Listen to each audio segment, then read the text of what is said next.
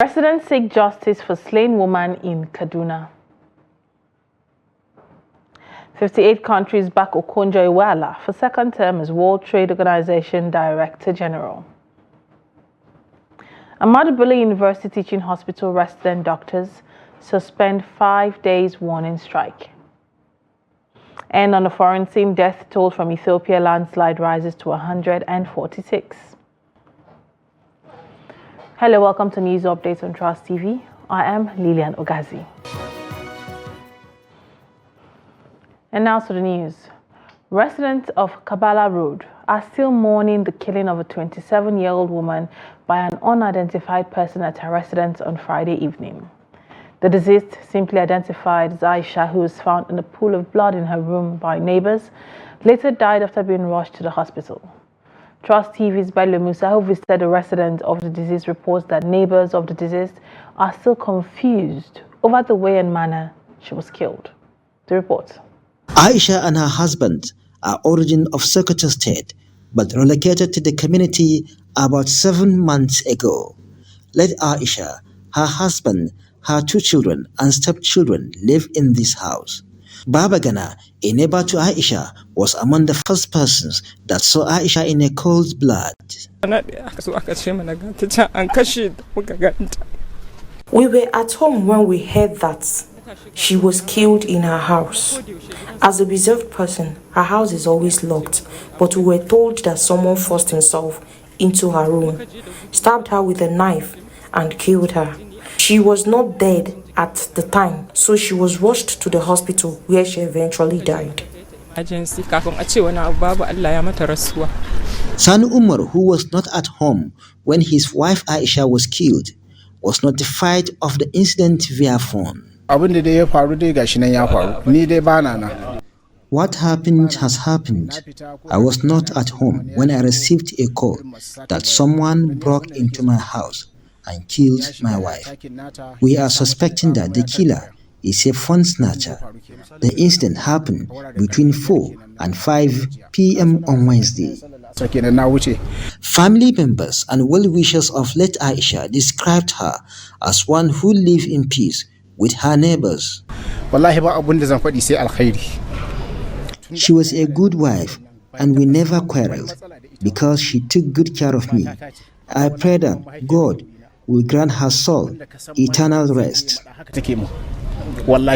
Although the initial suspicion is that Aisha was killed by an unknown phone snatcher, community members, however, revealed that her phone was later found in the ceiling.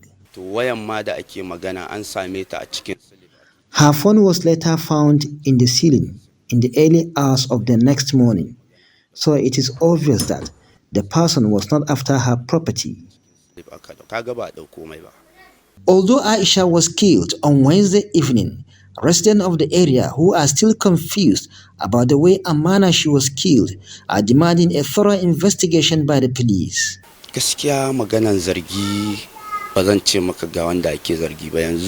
It is now left for the authorities concerned to swing into action and find the culprit, because there were evidence like the knife and the blood stains.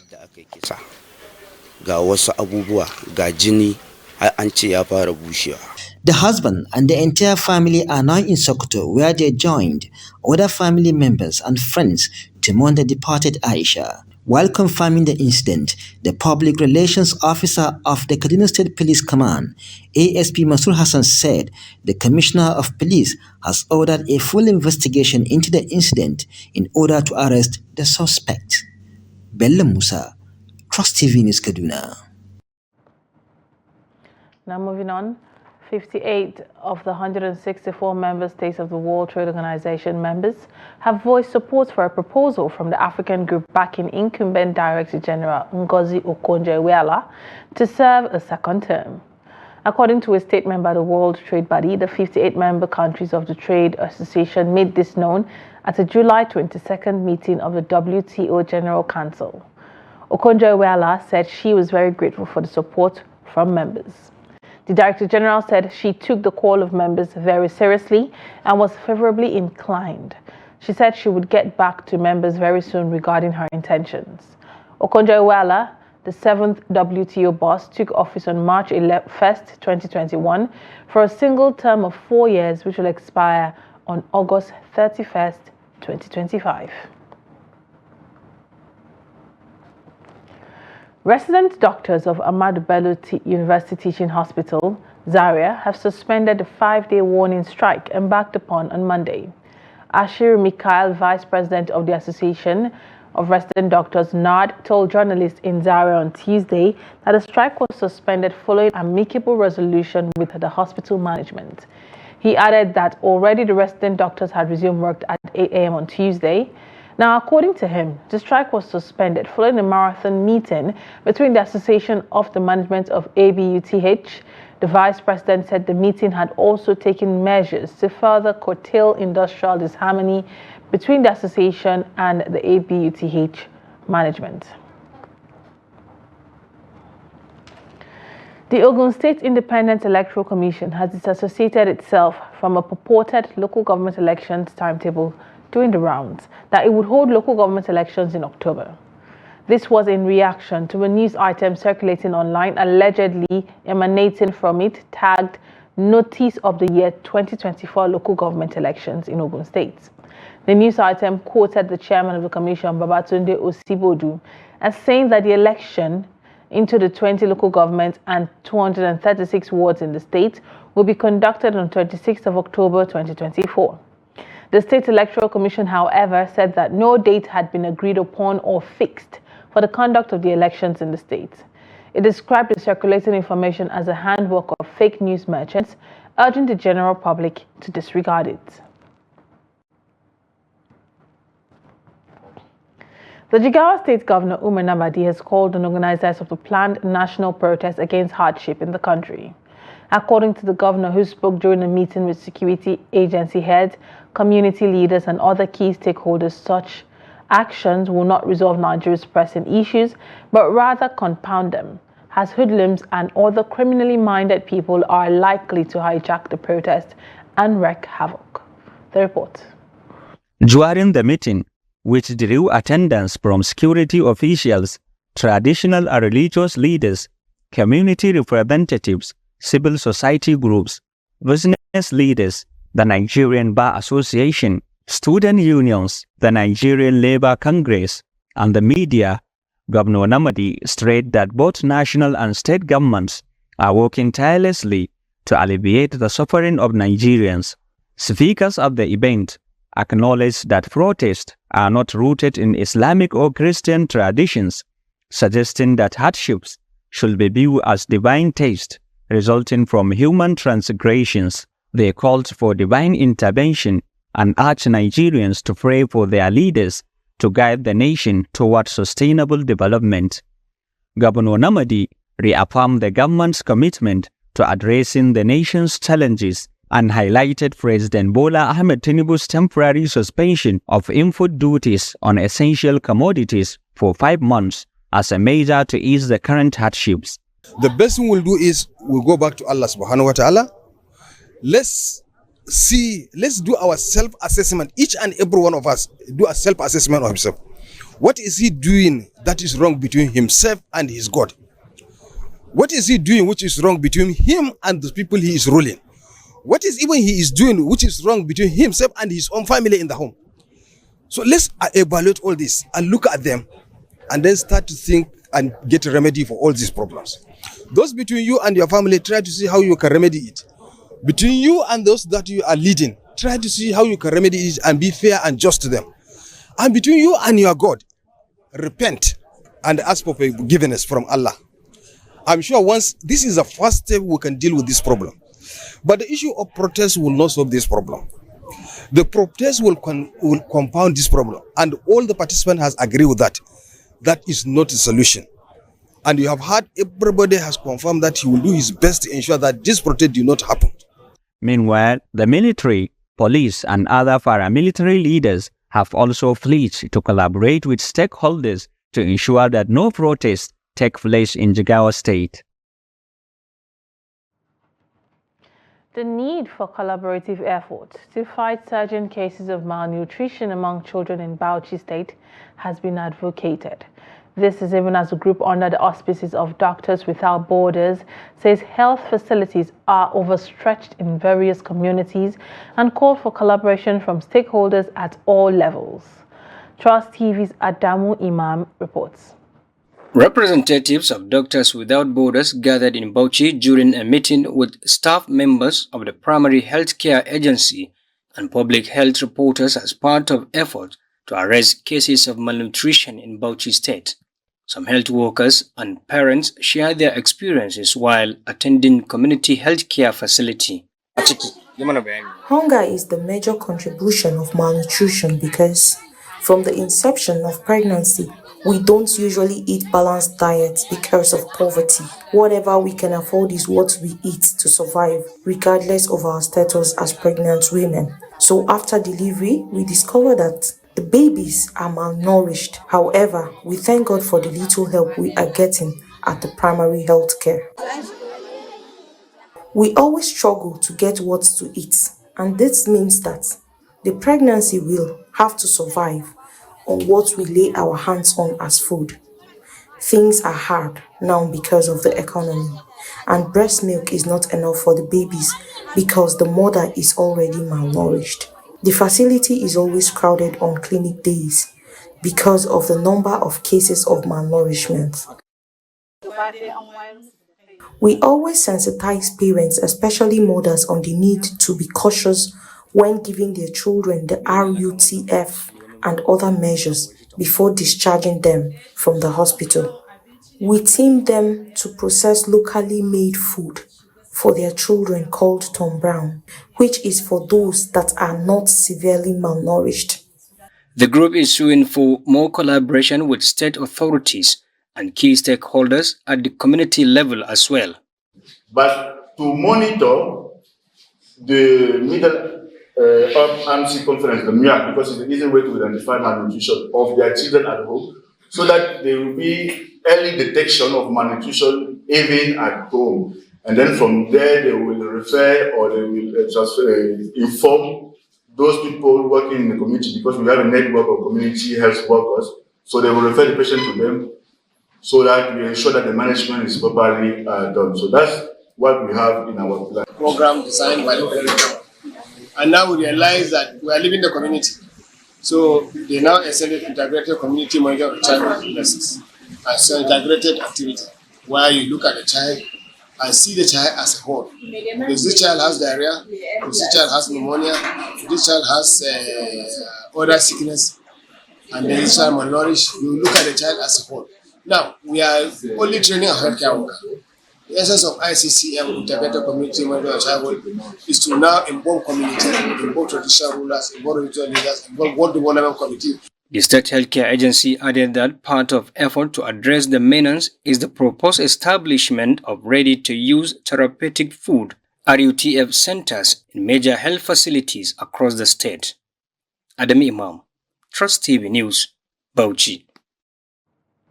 The Minister of Budget and National Planning, Atiku Bagudu, has assured Nigerians that the federal government is committed to utilizing the additional 6.2 trillion naira budget to stimulate the economy through various infrastructural projects in the 2024 fiscal year.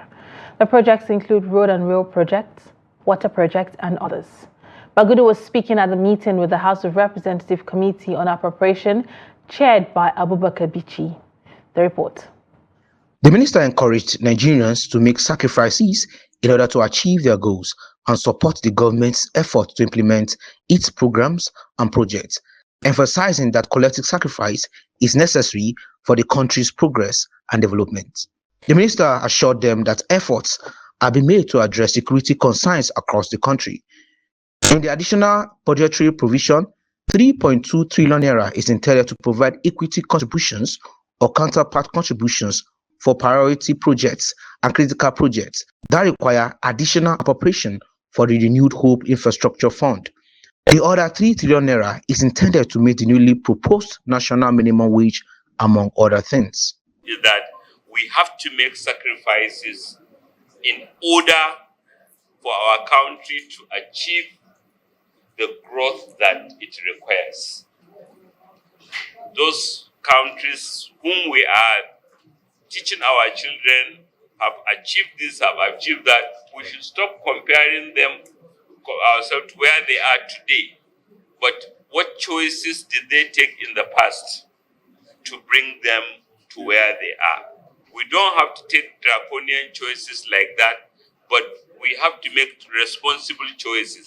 In his opening address, Bichi tasked the minister to give details on the appropriation bill, including the 3.2 trillion naira capital expenditure increase and 3 trillion recurrent expenditure for the newly proposed national minimum wage transmitted by Mr. President for accelerated consideration. He observed that there is need for Nigerians to be adequately informed of the details of the proposed 6.2 trillion naira budget proposal, which is in addition to the 28.7 trillion naira appropriation as approved for the 2024 fiscal year. The 2024 renewal of infrastructure funds, as well as the recurrent submission by the Mr. President. From what we have the total of 6.2 trillion, which is 3 trillion recurrent and 3.2 trillion capital increase from the existing 28.7 trillion we passed in 2024 budget. So, Honorable Minister, Honorable colleagues want to have more light. I wanted to shed more light in respect of the presidential request of 6.2 trillion, and so that Nigeria can understand more about this important exercise we are doing. Lawmakers applauded the government's efforts to address infrastructure deficits, but emphasized the need to address security issues. This is News Update coming to you from Trust TV. Coming up after the break, Lagos residents call for reinforcement of Saturday sanitation exercise. This and more when we return. Do stay. You're welcome back. If you're just joining us, this is News Updates coming to you from Trust TV. Let's take a look at our headline stories again. Residents seek justice for slain woman in Kaduna. 58 countries back Okonjo-Iweala for second term as World Trade Organization Director General. Moving on, the National Assembly has declared its readiness to come up with appropriate legislation that will guarantee the rights and privileges of domestic workers in Nigeria. The Senate President Godswill Akpabio gave the assurance in Abuja on Monday during the opening session of a public hearing on a bill seeking to provide for the documentation and protection of domestic workers and employees. The report.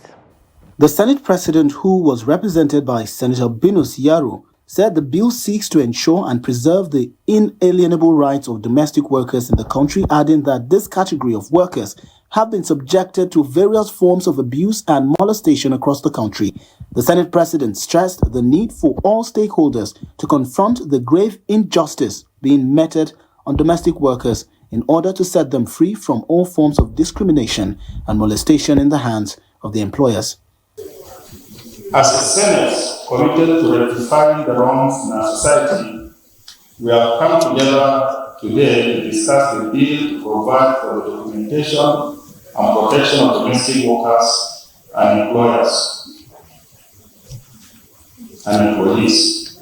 This issue resonates deeply with me, having witnessed both the triumph of domestic workers breaking free from abuse and exploitation, as well as the tragedies of those submerged in neglect and despair. He therefore declared the readiness of the 10th Assembly to collate the views and opinions of stakeholders and ensure the speedy passage of the bill for the welfare and well-being of domestic workers in the country. Other speakers at the event, including the Chairman, Senate Committee on Labour and Productivity, Diket Plank, and the Minister of Labour and Employment, represented by Ismaila Abubakar, highlighted the plight of domestic workers in Nigeria.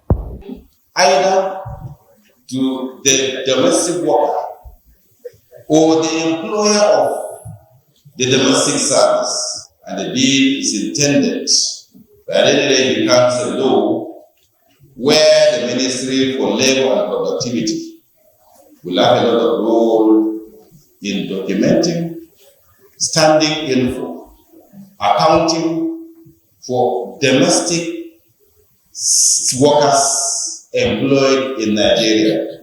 Even if the country reaches a level where domestic service can be exported, let it be in such a way that there is documentation. Workers comprises a significant part of the global workforce in informal employment and is becoming the most vulnerable group of workers.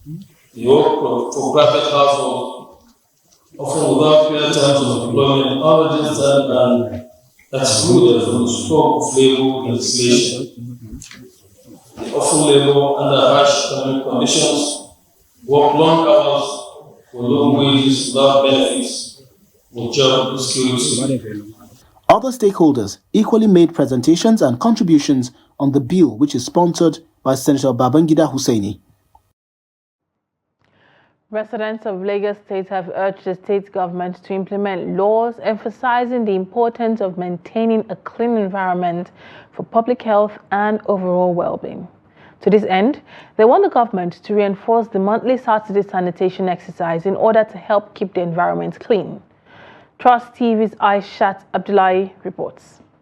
There have been concerns about the effectiveness of environmental laws without proper enforcement. According to the residents, with effective implementation and collaboration between the governments, market management and other relevant stakeholders, efforts to keep the states clean and healthier will reap better results.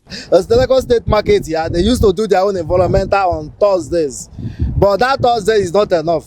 At least let the management of the market help government at least to make sure that environment is very good and clean.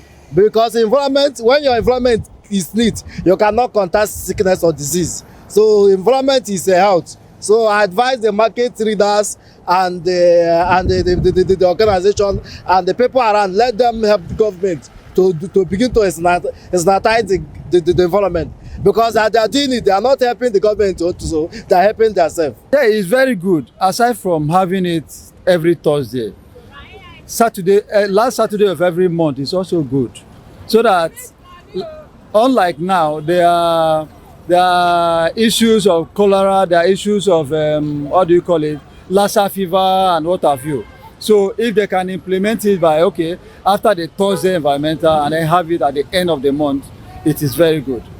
You know, it will enhance, then force people to keep the environment clean, and then when the environment is clean, healthier the people becomes. It can help a lot because all those plastic, all those water bottles, empties that blocks all those drainage, if they can pack it every Saturday, if water comes, it can have a way to flow down. With the raining season already at its peak, the belief that apart from addressing issues of aesthetic and health, environment impacts like flooding will be addressed with proper desilting of gutters and drainages. The community is calling on market leaders, stakeholders and residents to collaborate with the government in ensuring more cleanliness and also promoting public health in the states.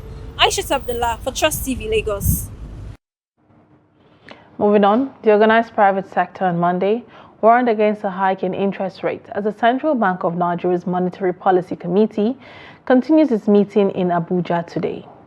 The Center for the Promotion of Private Enterprise called on the Apex Bank to exercise caution in raising interest rates. The Chief Executive Officer of CPPE, Dr. Muda Yusuf, emphasized the need for a restrained approach to interest rate hikes. While acknowledging the CBN's effort to stabilize the economy, Yusuf stressed the importance of minimal increases to avoid further burdening the private sector. This is the fourth MPC meeting of 2024, and at the end of every meeting before now, the committee has increased the benchmark interest rate in a bid to tame the rise in inflation. The last increase was in May, when the monetary policy rate was hiked to 26.25% from 24.75%. The governor of CBN, Olayemi Cardoso, had explained at different times that members of the committee were committed to taming inflation. And now to the foreign scene, death toll from a landslide in southern Ethiopia has risen to at least 146, a local official said on Tuesday, warning that the number could rise. The landslide occurred around 10 a.m. on Monday following heavy signs of a mountainous area of South Ethiopia regional state. The last toll given was 55. A statement from the Gofa Zone Communications Affairs Department, quoting local official Tambu Fitina, said the bodies of 96 men and 50 women have been found. Images shared on Facebook by the state-affiliated media outlet on Monday showed hundreds of people near a devastating scene of tumbled red soil. Gofa Zone is roughly 450 kilometers from the capital Addis Ababa, a drive of about 10 hours and located north of the Maize National Park. Amidst the growing numbers of young migrants arriving in the Canary Islands, Spain's parliament will vote on Tuesday on a proposed bill that would force other regions to take responsibility for some of the minors. The children sometimes won't stop crying. Health workers dealing with migrants arriving on Spain's Canary Island try to understand if the tears are from illness, injury, or, as is often the case, from pure shock. One young Senegalese boy who disembarked recently kept fainting every few minutes, troubling doctors who couldn't determine the cause. It was, however, revealed that the boy witnessed both parents die in the arduous boat voyage from West Africa.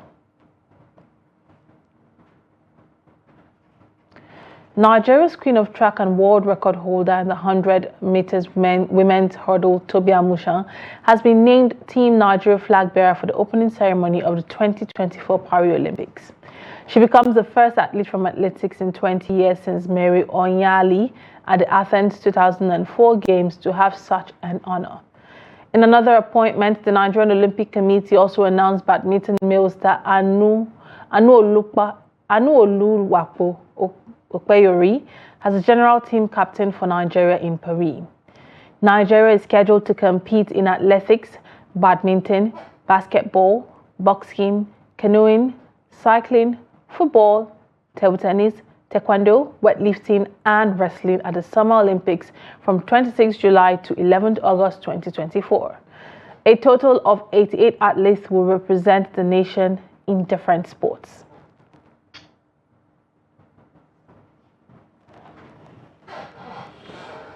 Well, with that, we've come to the end of news updates here on Trust TV. Do want to follow us across all our social media platforms for more news programs and documentaries. Thanks for watching. I am Lilian Ogazi.